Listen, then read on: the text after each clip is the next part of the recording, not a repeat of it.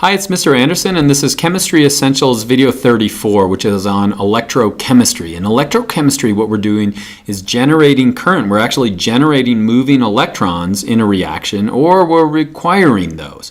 And so if you don't understand what a redox reaction is, you may want to look at that video. But a great example of electrochemistry could be a lemon battery.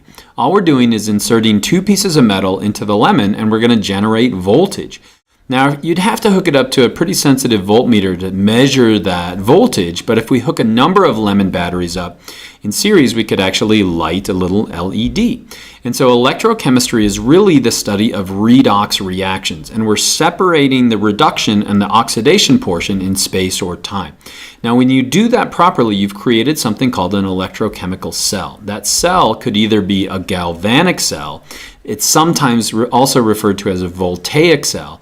An example could be a battery, and that's going to generate current. Or we could have an electrolytic cell, and that's going to require current. An example could be a rechargeable battery. And so what we're doing, remember, is separating the reduction and the oxidation. In review, reduction is the gaining of electrons, and oxidation is the losing of those electrons. And what we're doing is tapping the flow of those electrons. Now, the metal is either a cathode or an anode.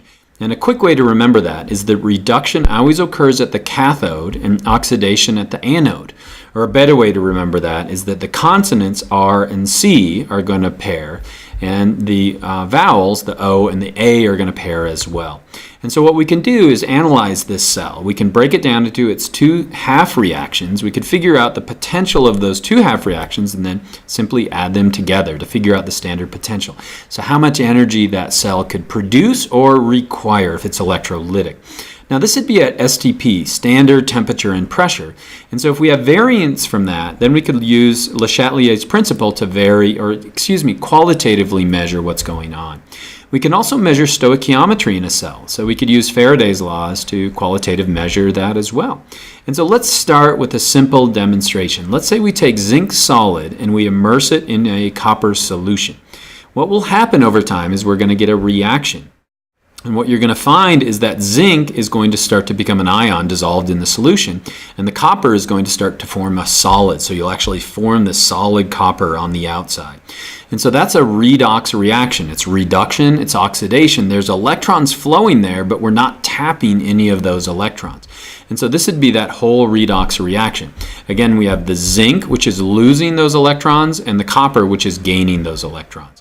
And so if we break it down into its two half reactions, it's going to look like this. Oxidation is where the zinc is losing its electrons, and the copper is gaining those electrons. Those are the two parts. And so in a cell, what we try to do is separate those.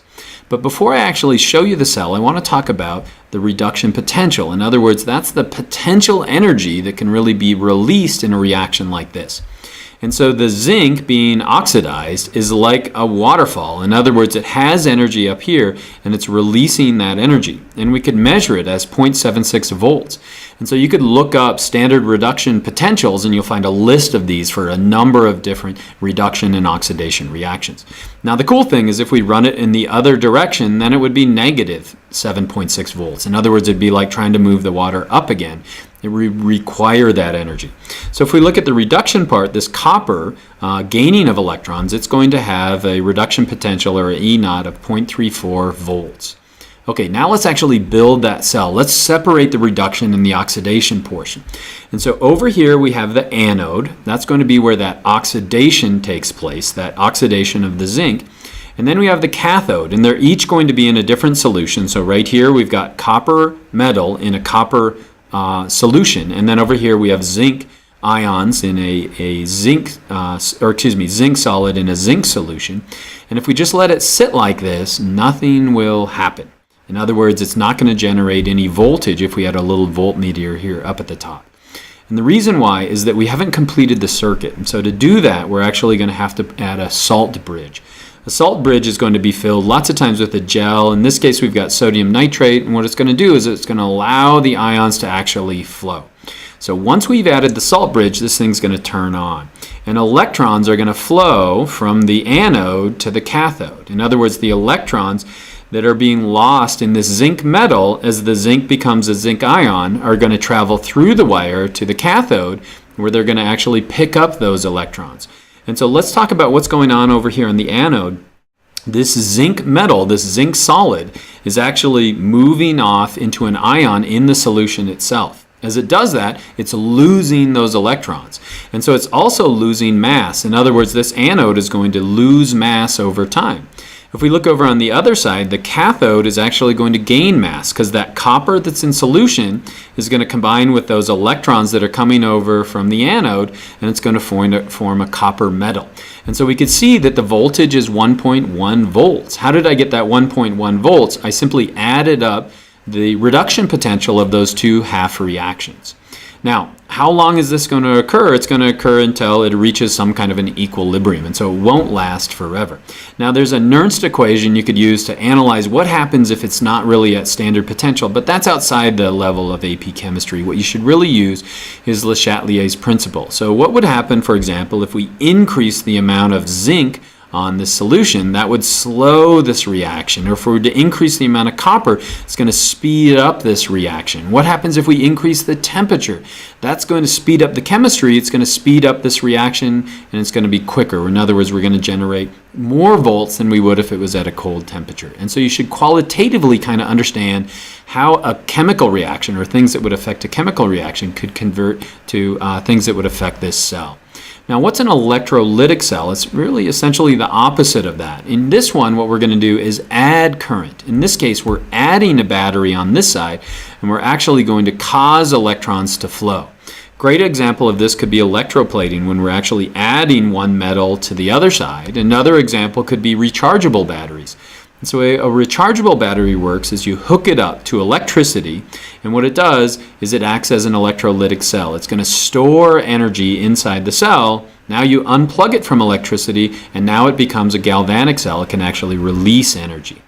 And so we can also use Faraday's laws to really study stoichiometry. In other words, what's happening to changes in the mass.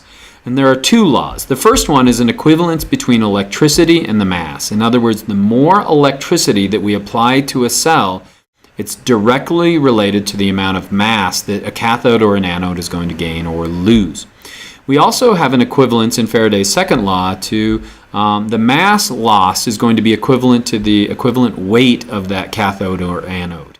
What does that mean? Well, if we have something like copper and silver as two of our electrodes, what we would find is that silver, since it has a higher molecular weight, is going to actually lose more mass over time.